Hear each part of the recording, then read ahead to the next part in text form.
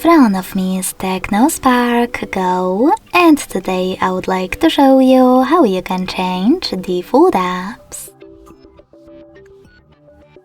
You need to begin by opening Play Store and installing your new defaults.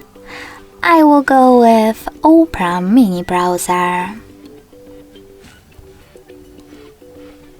When your apps are ready, go into Devices Settings.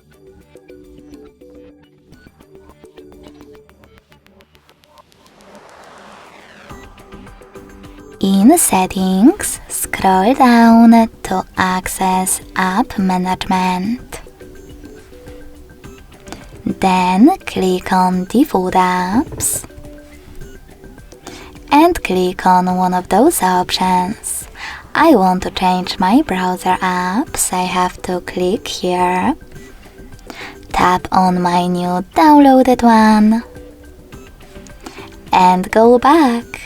So when I do that, as you can see, my default app has changed.